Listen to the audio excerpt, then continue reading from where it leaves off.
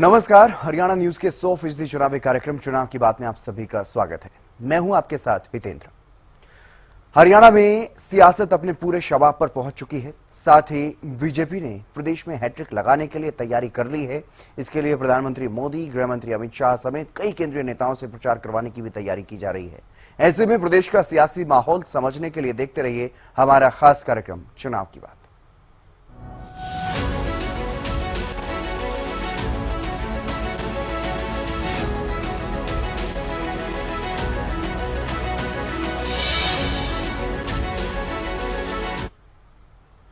और चुनाव की बात में सबसे पहले बात करेंगे एक संभावित गठबंधन को लेकर के, क्योंकि हरियाणा कांग्रेस और आम आदमी पार्टी के बीच गठबंधन को लेकर के अटकलें अब तेज होती हुई नजर आ रही हैं। हरियाणा विधानसभा चुनाव से जुड़ी हुई ये बड़ी खबर आपको बता रहे हैं। दिल्ली में आम आदमी पार्टी और कांग्रेस के गठबंधन पर एक अहम बैठक हुई है। इस बैठक में कांग्रेस के प्रदेश प्रभारी दीपक बाबरिया और आम आदमी पार्टी के नेता राघव चड्ढा के बीच में अहम चर्चा हुई है। इससे पहले भी एक बार दोनों के बीच चर्चा हो चुकी है और आज फिर से चर्चा हुई है। दोनों नेताओं के बीच बातचीत हुई है।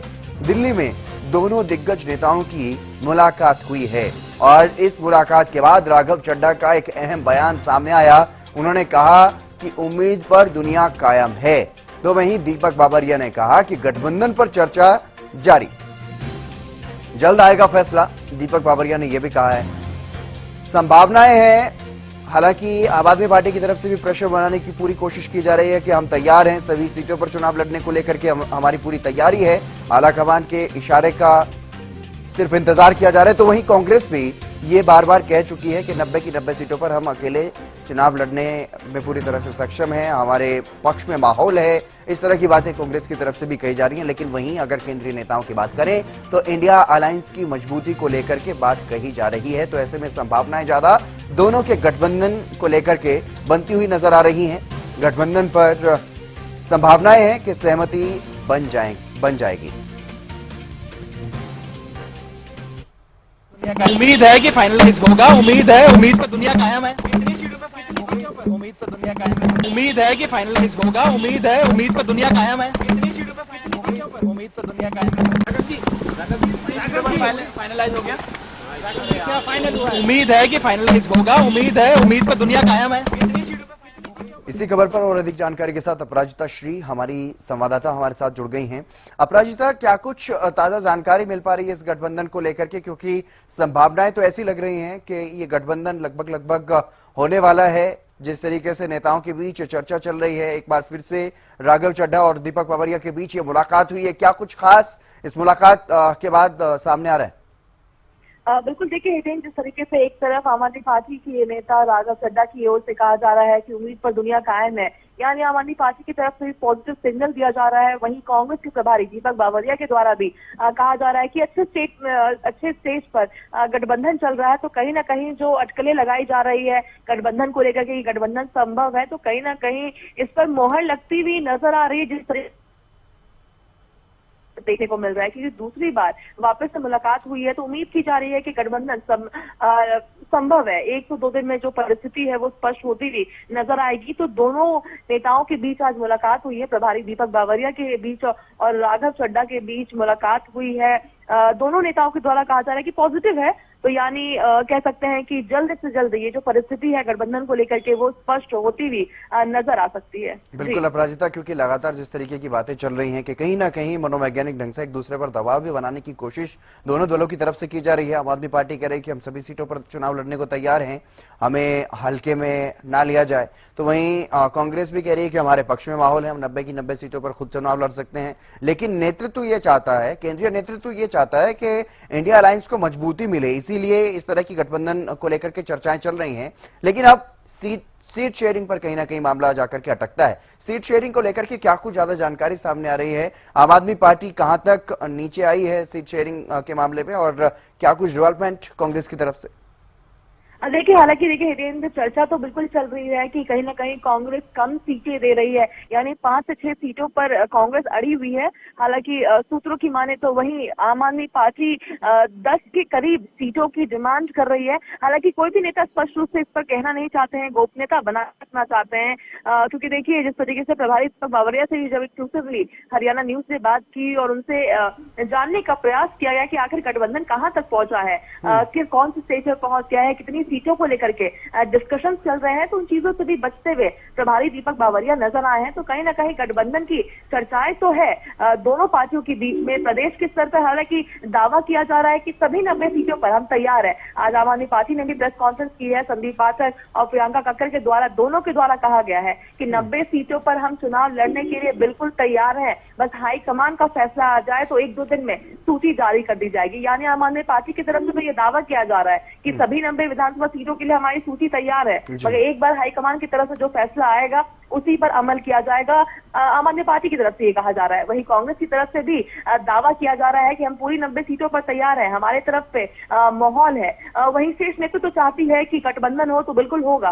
अब देखने वाली बात है कि कितनी सीटों पर बात बन पाती है, क्योंकि चर्चाएं अभी चल रही है, गठबंधन को लेकर के डिस्कशन हो रहे हैं। अब देखने वाली बात है कि कितने और डिस्कशन होते हैं, कितनी और मुलाकातें बिल्कुल होती बिल्कुल हैं। ये देखना और आखिर दिलचस्प रहेगा, क्योंकि आने वाले 1-2 दिन में ये स्थिति कहीं ना कहीं साफ होती हुई नजर आएगी इस गठबंधन को लेकर के। लेकिन फिलहाल संभावनाएं लगातार बनी हुई हैं। अपराजिता, आप नजर बनाए रखिएगा। बहुत शुक्रिया तमाम जानकारी देने के लिए। और इस चर्चा के बाद, इस मुलाकात के बाद कांग्रेस के प्रदेश प्रभारी दीपक बावरिया ने क्या कुछ कहा है वो भी आपको सुनवा देते हैं। दीपक बावरिया मौजूद है। आज दूसरे राउंड की राघव चड्ढा और प्रभारी दीपक बावरिया की मुलाकात हुई है गठबंधन को लेकर के। सर, आज वापस से दूसरी बार मुलाकात हुई है राघव चड्ढा और आपकी। जिस तरीके से आप लगातार कहते आए कि हाईकमान फैसला लेगा, मगर राघव चड्ढा तो आपसे मुलाकात करते आए, तो गठबंधन कहां तक पहुंचा है? हाईकमान फैसला लेगा। अल्टीमेटली एनी डिसीजन जो है उसके ऊपर मोहर तो हाईकमान की लगती है, फाइनल अप्रूवल हाईकमान की आती है। और बाकी जहां तक हमारी बातचीत का नतीजा है, it is going in the satisfactory direction. Sir, चर्चाएं चल रही है कि कांग्रेस के द्वारा 5 से 6 सीटों की बात की जा रही है, वहीं आम आदमी पार्टी 10 सीटों की मांग कर रही है कि कुरुक्षेत्र में 9 विधानसभा क्षेत्र आते हैं तो 9+1 तो 10 सीटों की मांग कर रही है। तो क्या उनकी बातें कांग्रेस के द्वारा मानी जाएगी? इन चीजों को लेकर क्या चर्चा हो रही है? ना कहीं आप गठबंधन को लेकर के कोई भी चीज विस्तार में बताने से बच रहे हैं? मैं आपको कोई डिटेल नहीं दे सकता, वो आपसे कह रहा हूँ, कन्वे कर रहा हूँ। मैं पब्लिकली कोई भी डिटेल जो है शेयर नहीं करूंगा। जी, एक और अहम सवाल है, आपने आज मुलाकात की है, जमाखन आपकी मुलाकात हुई है सर, डिस्कशन सभी ऑन है और सब कमेटी की बैठकें? क्योंकि ज्यादा सीट नहीं, 4-5 सीट होगी, ऐसी मेरी समझ है। सब कमेटी की बैठक होगी या फिर बस 1-2 मुलाकातों में? I am not sure, it is for Makhan साहब टू डिसाइड। अभी तक जो डिस्कशंस है वो ऑन है, चर्चाएं चल रही है, तो कभी भी निर्णय गठबंधन को लेकर के लिया जा सकता है। कैमरा पर्सन कृष्णा के साथ अपराजिता श्री, हरियाणा न्यूज, दिल्ली। चुनाव की बात में अब बात करते हैं मुख्य विपक्षी दल कांग्रेस की सूची को लेकर के। हरियाणा विधानसभा चुनाव को लेकर के कांग्रेस ने उम्मीदवारों की अपनी पहली सूची जारी कर दी है। पार्टी ने रेसलर विनेश फोगाट को भी मैदान में उतारा है। जुलाना से चुनावी मैदान में उन्हें उतारा गया है। तो वहीं भूपेंद्र सिंह हुड्डा गढ़ी सांपला किलोई से अपनी जो पारंपरिक सीट इनकी है वहीं से चुनाव लड़ते हुए नजर आएंगे। तो वहीं रावदान सिंह को महेंद्रगढ़, आफ्ताब अहमद को नूहू, उदयभान होडल से चुनाव लड़ते हुए नजर आएंगे। बादली से मौजूदा विधायक कुलदीप वत्स को टिकट दिया गया है। यानी कि जितने भी मौजूदा विधायक हैं 28 के 28 की टिकट फाइनल हुई है। 28 के 28 विधायकों को रिपीट किया गया है। और पहली लिस्ट जो कि 31 प्रत्याशियों के नाम की थी, इसके जारी होने के बाद एक और उम्मीदवार के नाम का ऐलान किया गया है। कांग्रेस ने इसराना सीट को पहले होल्ड कर लिया और उसके कुछ ही देर बाद बलवीर सिंह को, जो वहां से मौजूदा विधायक भी हैं, उनको फिर से उनके नाम का भी ऐलान किया गया। यानी कि अब तक 32 उम्मीदवारों के नाम जारी किए जा चुके हैं। कांग्रेस के उम्मीदवारों के बारे में अगर आपको बताएं तो सबसे पहला नाम भूपेंद्र हुड्डा का गढ़ी सांपला किलोई से एक बार फिर से चुनावी मैदान में नजर आएंगे। शकुंतला खटक कलानौर से चुनावी मैदान में हैं। उदयभान होडल से चुनावी मैदान में हैं। मोहम्मद इलियास फुनहाना से और शैली चौधरी नारायणगढ़ से चुनावी मैदान में नजर आएंगे। और प्रदीप चौधरी की अगर बात करें तो वो कालका से चुनाव लड़ते हुए नजर आएंगे, जो कि वहीं से विधायक भी हैं। कांग्रेस के उम्मीदवार हैं। पहली सूची कांग्रेस की तरफ से जारी की गई है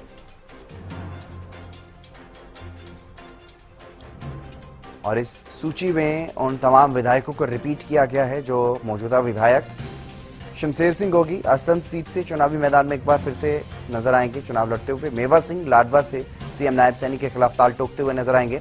भारत भूषण बत्रा रोहतक से फिर से चुनावी मैदान में। आफ्ताब अहमद पर एक बार फिर से भरोसा जताया गया है नूह से। गीता भुक्कल झज्जर से, रावदान सिंह महेंद्रगढ़ से चुनावी मैदान में नजर आएंगे। रेणुबाला साढोरा से, विशनलाल सैनी रादौर से, रामकरण काला शाहबाद से चुनावी मैदान में नजर आएंगे। धर्मपाल गोंधर नीलोखेड़ी से, धर्म सिंह छोकर समालखा से और जयवीर सिंह खरखोदा से चुनावी मैदान में नजर आएंगे। जगबीर मलिक गोहाना से चुनावी मैदान में नजर आएंगे। सुरेंद्र कुमार सोनीपत से, इंदुराज नरवाल बड़ौदा से, सुभाष गांगुली सफीदों और रशीशपाल सिंह केरवाला कालावाली से, तो वहीं जुलाना से विनेश फोगाट पर भरोसा जताया है पार्टी ने और उनको भी टिकट देकर के जुलाना भेजा गया है, चुनावी मैदान में उतारा गया है।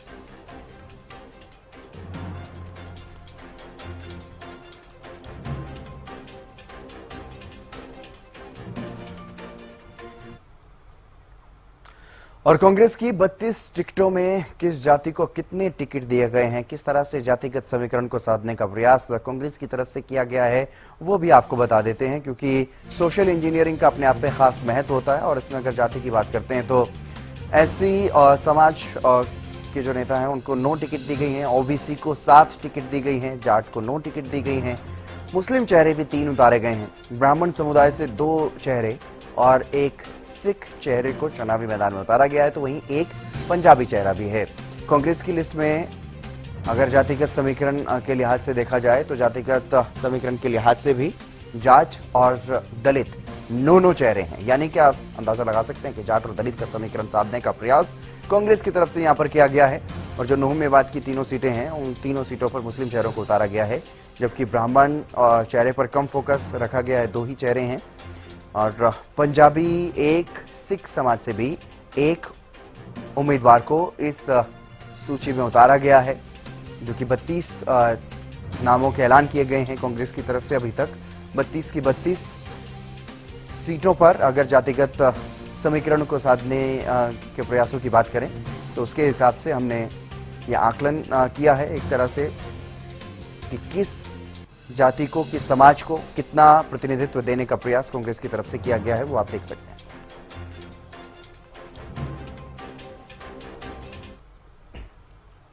और कांग्रेस की सूची में जो बड़े 9 चेहरे हैं, जाट समाज से जो 9 चेहरे हैं उनके बारे में आपको बता देते हैं। सबसे पहले चेहरे की अगर बात करते हैं, सबसे बड़ा चेहरा अगर जाट चेहरे की हम बात करते हैं तो गढ़ी सांपला किलोई से नेता प्रतिपक्ष और पूर्व मुख्यमंत्री भूपेंद्र सिंह हुड्डा खुद हैं। दूसरा गोहाना से जगबीर सिंह मलिक। तीसरे नंबर पर अगर बात करते हैं तो समालखा से धर्म सिंह छोकर। चौथे नंबर पर जुलाना से विनेश फोगाट, डबवाली से अमित सिहाग, बड़ौदा से इंदुराज नरवाल, बेरी से रघुवीर कादियान, काफी सीनियर नेता है, सफीदों से सुभाष गांगुली और बहादुरगढ़ से राजेंद्र सिंह जून। ये वो बड़े चेहरे हैं जिनको चुनावी मैदान में उतारा गया है कांग्रेस पार्टी की तरफ से।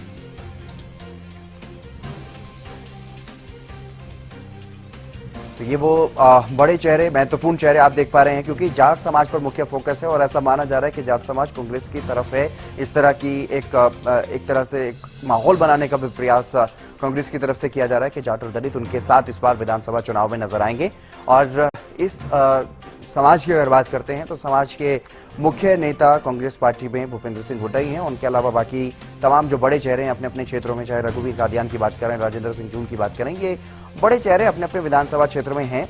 लेकिन मुख्य रूप से अगर देखा जाए तो भूपेंद्र सिंह हुड्डा, जो कि पूर्व मुख्यमंत्री भी रहे हैं गढ़ी सांपला किलोई से, उनको चुनावी मैदान में उतारा गया है। और वहीं एक और चेहरा विनेश फोगाट पहलवान है।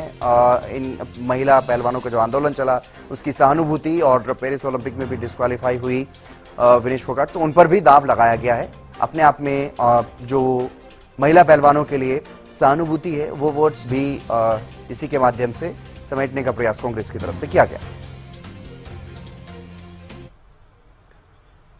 और कांग्रेस के 2 ब्राह्मण चेहरों का भी जिक्र कर लेते हैं, क्योंकि 2 मौजूदा विधायक कांग्रेस के जो ब्राह्मण समाज से आते हैं उनके बारे में भी आपको बता देते हैं। बादली से कुलदीप वत्स, इन्होंने भारतीय जनता पार्टी के बड़े नेता ओम प्रकाश धनखड़ को हराया था साल 2019 में। उसके बाद वो विधानसभा पहुंचे थे तो काफी तवज्जो कुलदीप वत्स को दी गई और भूपेंद्र हुड्डा के करीबी माने जाते रहे हैं। फरीदाबाद एनआईटी से नीरज शर्मा लगातार सरकार को घेरते रहे, 5 के 5 साल नीरज शर्मा सरकार पर हमलावर नजर आए। भूपेंद्र हुड्डा के ये भी करीबी माने जाते रहे हैं। तो ऐसे में कांग्रेस ने 2 ब्राह्मण चेहरों पर एक बार फिर से भरोसा जताया। इन दोनों पर मौजूदा विधायक हैं, दोनों पर भरोसा जताया, दोनों को एक बार फिर से रिपीट किया गया है। हालांकि इस बार के चुनाव में क्या कुछ नतीजे रहेंगे, क्या ये फिर से विधानसभा पहुंचेंगे या नहीं, ये तो देखना दिलचस्प रहेगा। लेकिन कांग्रेस ने इन दोनों ब्राह्मण चेहरों पर दांव लगाया है, फिर से इनको रिपीट किया गया है। और कांग्रेस का एक पंजाबी चेहरा भारत भूषण बत्रा रोहतक से विधायक हैं, और रोहतक से विधायक हैं तो अंदाजा लगाया जा सकता है, सहज ही समझा जा सकता है कि भूपेंद्र सिंह हुड्डा के काफी करीबी भी रहे हैं और इनको भी महत्वपूर्ण जिम्मेदारी कांग्रेस में मिलती रही है। चाहे विधानसभा में बात करें या फिर संगठन में बात करें, तो कांग्रेस के सीनियर नेता हैं भारत भूषण बत्रा। इन पर एक बार फिर से भरोसा जताया गया है। लेकिन सिर्फ एक चेहरा पंजाबी और एक सिख चेहरा जिस पर कांग्रेस ने दांव लगाया है, शमशेर सिंह गोगी। हालांकि अभी लिस्ट आनी बाकी है, कांग्रेस की तरफ से भी अभी तक सभी उम्मीदवारों के नाम घोषित नहीं किए गए हैं, सभी 90 सीटों पर उम्मीदवार नहीं उतारे गए। लेकिन जो अभी तक की सूची सामने आई है, 32 चेहरे जो सामने आए, उसमें एक सिख चेहरा भी है, उसमें नाम शमशेर सिंह गोगी का। हालांकि इनकी टिकट को लेकर के भी संशय बना हुआ था, क्योंकि माना जाता है कि शमशेर सिंह गोगी कुमारी सैलजा के करीबी हैं, लेकिन इनकी टिकट नहीं काटी गई, इनको भी रिपीट किया गया है। मौजूदा विधायक होने के नाते इन पर भरोसा कांग्रेस पार्टी ने जताया।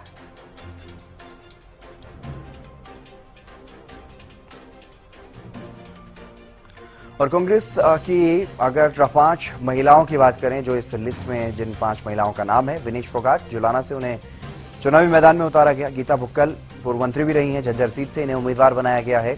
5 महिलाएं हैं जिन्हें उम्मीदवार बनाया गया इन 32 में से। शैली चौधरी नारायणगढ़ सीट से इनको उम्मीदवार बनाया गया है, विधायक भी हैं मौजूदा। रेणुबाला सढौरा से इनको उम्मीदवार बनाया गया है। कांग्रेस की पहली लिस्ट में 5 महिलाओं के नाम हैं, उसमें शकुंतला खटक भी हैं, कलानौर से इन्हें उम्मीदवार बनाया गया है एक बार फिर से। तो ये वो मुख्य चेहरे हैं, महत्वपूर्ण चेहरे हैं जिनको चुनावी मैदान में उतारा गया है। और अभी तक का ये जितना विश्लेषण हम कर रहे हैं, इस विश्लेषण की अगर बात करें तो ये सिर्फ 32 सीटों को लेकर के है। अभी और बाकी जो सीटें हैं उन पर कौन कौन से उम्मीदवार नजर आएंगे, कौन कौन से समाज से नजर आएंगे, कितनी और महिलाएं होंगी, कितने और युवा होंगे, ये देखना दिलचस्प रहेगा।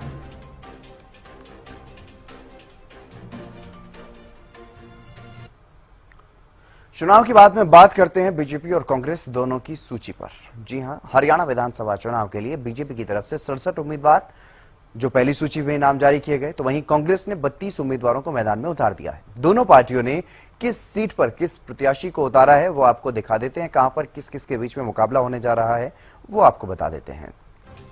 तो सबसे पहले बात करते हैं मुख्यमंत्री नायब सिंह सैनी को लेकर के। लाडबरा सीट पर उनको भारतीय जनता पार्टी ने उतारा, तो वहीं मेवा सिंह उनके मुकाबले में कांग्रेस की तरफ से रहेंगे। मंजू हुड्डा बीजेपी ने गढ़ी सांपला किलोई से इन पर भरोसा जताया, मुकाबला भूपेंद्र सिंह हुड्डा से होगा। शक्ति रानी शर्मा बीजेपी की उम्मीदवार कालका से, प्रदीप चौधरी मौजूदा विधायक है, वहां पर कड़ा मुकाबला देखने को मिल सकता है इन दोनों के बीच में।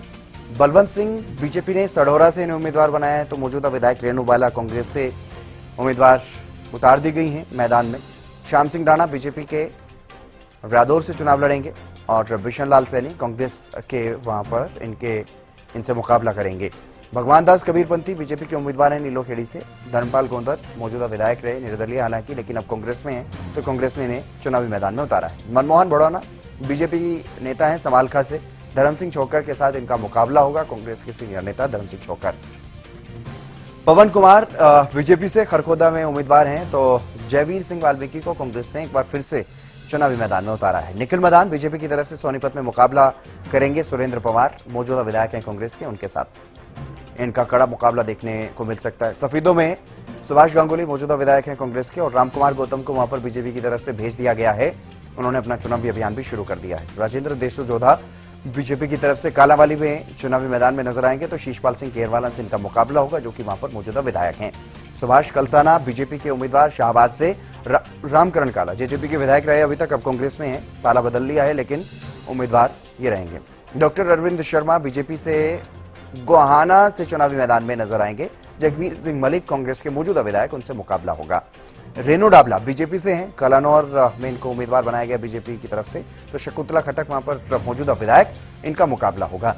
बहादुरगढ़ में राजेंद्र सिंह जून कांग्रेस के विधायक है, दिनेश कौशिक के साथ इनका अहम मुकाबला यहां पर देखने को मिल सकता है, कड़ी टक्कर की संभावनाएं हैं।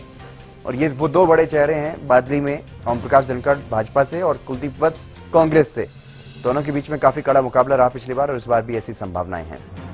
कप्तान बिरदाना बीजेपी के उम्मीदवार झज्जर से, तो गीता बुक्कल कांग्रेस से, संजय कबलाना बेरी से उम्मीदवार बनाए गए बीजेपी की तरफ से, तो डॉक्टर रघुवीर काद्यान के साथ इनका मुकाबला यहां पर रहने वाला है। और चलिए चुनाव की बात में आगे बढ़ेंगे। कांग्रेस की तरफ से हरियाणा में अपने उम्मीदवारों की जो पहली सूची जारी की गई है उस पर बीजेपी के नेताओं ने भी तंज कसा है, क्योंकि जब बीजेपी की लिस्ट आई थी तो कांग्रेस नेता तंज कसते हुए नजर आए। वैसा ही कुछ अब एक बार फिर से देखने को मिला है। बीजेपी के नेताओं ने अब कांग्रेस की लिस्ट को लेकर के प्रतिक्रियाएं दी हैं, जहां पर हरियाणा बीजेपी के अध्यक्ष मोहनलाल बड़ौरी ने सूची को कांग्रेस की कमजोरी बताया, तो वहीं दूसरी ओर पूर्व मंत्री अनिल विज ने कांग्रेस पर दागी नेताओं को टिकट देने का आरोप लगा दिया।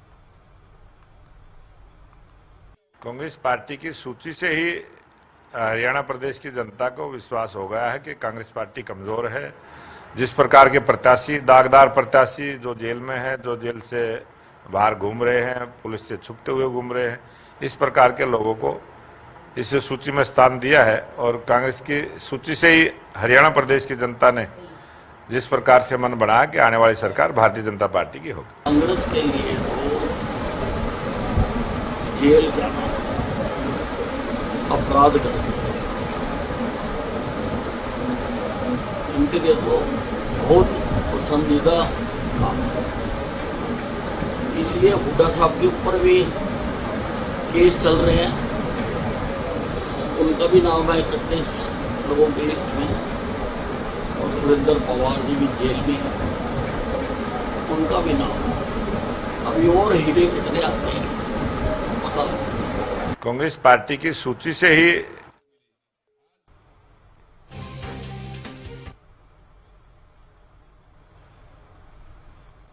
और चलिए चुनाव की बात में आगे बढ़ेंगे। अब बात करते हैं सत्ता पक्ष और भारतीय जनता पार्टी की, क्योंकि भारतीय जनता पार्टी भी लगातार हैट्रिक को लेकर के तैयारी कर रही है। बीजेपी में लगातार मंथन का दौर चल रहा है और उम्मीदवार जो बचे हुए हैं उनको लेकर के भी मंथन किया जा रहा है, लेकिन अब बीजेपी अपने चुनावी कार्यक्रमों को लेकर के भी ब्लूप्रिंट तैयार कर चुकी है। अब मंजूरी का इंतजार किया जा रहा है। हाईकमान जैसे ही मंजूर करता है तो प्लान पूरा का पूरा तैयार कर लिया गया, ब्लूप्रिंट तैयार कर लिया गया है। हरियाणा में 3 से 4 रैलियां पीएम मोदी की हो सकती हैं। इसी तरह से केंद्रीय गृह मंत्री अमित शाह की भी 4 से 5 रैलियां हरियाणा में करवाई जा सकती हैं अलग अलग हिस्सों में। और इनके अलावा जेपी नड्डा, राजनाथ सिंह, शिवराज सिंह समेत कई ऐसे बड़े नेता स्टार प्रचारक हो सकते हैं। और यूपी के सीएम योगी आदित्यनाथ को लेकर के भी पिछली बार हमने देखा लोकसभा चुनाव में भी काफी डिमांड थी, और इस बार भी इसी तरह से हो सकता है कि उनको भी चुनाव प्रचार में स्टार प्रचारक बनाया जाए। और इसी तरह से कई और केंद्रीय नेता भी चुनाव प्रचार करते हुए यहां पर नजर आ सकते हैं। हरियाणा विधानसभा चुनाव में बीजेपी हैट्रिक का पूरा प्लान अपना बना चुकी है। हैट्रिक के लिए बीजेपी लगातार प्लानिंग कर रही है, और प्लानिंग में जिस तरह से हमने आपको बताया कि प्रधानमंत्री नरेंद्र मोदी और केंद्रीय गृह मंत्री अमित शाह की 4 से 5 रैलियां अलग अलग इन दोनों नेताओं की, यानी कि कुल मिलाकर के लगभग 10 रैलियां इन बड़े नेताओं की होने की संभावनाएं।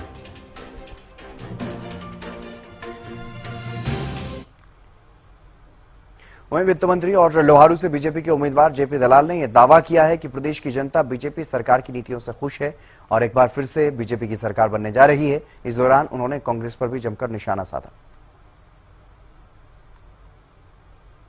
ये किसानों का क्षेत्र है।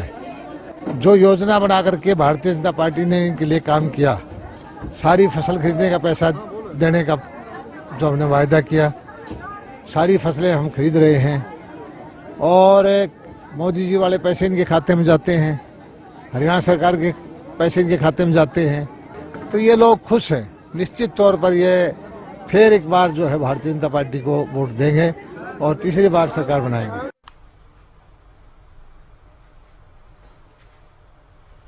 हरियाणा लोकहित पार्टी के सुप्रीमो और सिरसा विधायक गोपाल कांडा सिरसा की डिंग मंडी पहुंचे। मंडी की गौशाला से उन्होंने ग्रामीण जनसंपर्क अभियान की शुरुआत की और जो विशाल जनसभा को भी संबोधित किया। इस दौरान सिरसा विधायक गोपाल कांडा ने सत्य शिव शनि धाम के निर्माण कार्य की नींव रखी और कहा कि चुनाव के बाद जल्द से जल्द सिरसा में रुके हुए विकास कार्यों को दोबारा से शुरू किया जाएगा।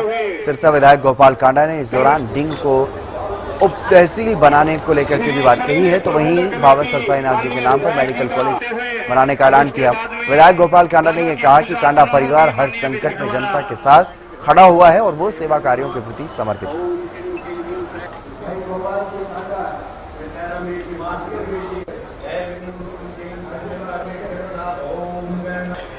तो तस्वीरें आप देख पा रहे हैं, सिरसा में जनसंपर्क अभियान चलाए हुए हैं एचएलपी सुप्रीमो और सिरसा विधायक गोपाल कांडा। उनको अच्छा खासा समर्थन भी लोगों का मिल रहा है और इस दौरान सिरसा के लोगों के बीच में जाकर के वो अपने बड़े जो काम उन्होंने बड़े काम किए हैं पिछले 5 सालों में, उनके बारे में भी लोगों को बता रहे हैं। सभी को मेरी बार बार प्रणाम और आज जो मान सम्मान और जो स्वागत किया है दिल से उनका आभार। और एक वायदा आपसे आपकी मंडी में करके जा रहा हूं, इलेक्शन के 3 महीने बाद डिंग मंडी के बाहर उप तहसील लिखा होगा, ये मेरा आपसे वादा है भाई। देखो सबको तो पता हो ना हो, पर जिससे मेरी बात होती रहती है भाई सुरेश से, दरिया सिंह से, इनको पता है कि मेडिकल कॉलेज सिरसा का जो नामकरण करवा दिया था बाबा सरसाईनाथ मेडिकल कॉलेज और जगह नोट करवा दी और टेंडर सब काम कंप्लीट करके और तारीख ले ली थी और दरिया सिंह जी से बात करवा दी थी कि इस तारीख को यही आपकी उप तहसील में घोषित कर दूंगा। सब काम जो मुख्यमंत्री ने बोल दिया था, वो कुदरती आचार संहिता सबको पता है 1 महीने पहले लगी सरकार के और सभी काम पूरे रुक गए। पर मैं आपसे वायदा करता हूं, क्योंकि मैंने आज तक इस मंडी में या किसी गांव में कहीं भी खड़े होके अगर कोई बात कह दी तो उसको मैंने पूरा करवाया है, चाहे कुछ भी हो, कोई सरकार हो, कोई मुख्यमंत्री हो। पर आपको मैंने बोल दिया कि सरकार बनते ही 3 महीने बाद डिंग उप तहसील डिंग लिखा होगा, ये आपसे मेरा वायदा है। जो अब की बार इस इलेक्शन के बाद मेरा एजेंडा है वो आपको बता दूं, वो है बेरोजगारी दूर करने का, युवा साथियों को, महिलाओं को, बच्चों को काम देने का। जब तक सिरसा और सिरसा के आसपास बड़ी इंडस्ट्री, बड़ी फैक्ट्रियां नहीं आएंगी, ये बेरोजगारी दूर नहीं होगी। युवाओं को जब तक रोजगार नहीं मिलेगा तो गलत काम करेंगे, नशे की तरफ या और उस सब चीजों से छुटकारा दिलाने का एक ही काम है कि सिरसा और इसके आसपास बड़ी इंडस्ट्रियां लगे। ये मैं आपसे वायदा करता हूं कि मुझे कुछ भी करना पड़े, अगली बार जब मैं आपके सामने वोट मांगने आऊंगा तो सिरसा और इसके आसपास बड़ी बड़ी इंडस्ट्रियां लगी होंगी, जहां हजारों हमारे बच्चे काम करते होंगे। ये आपसे मेरा वायदा है। चलिए, चुनाव की बात में आज के लिए बस इतना ही। आप देखते रहिए हरियाणा न्यूज।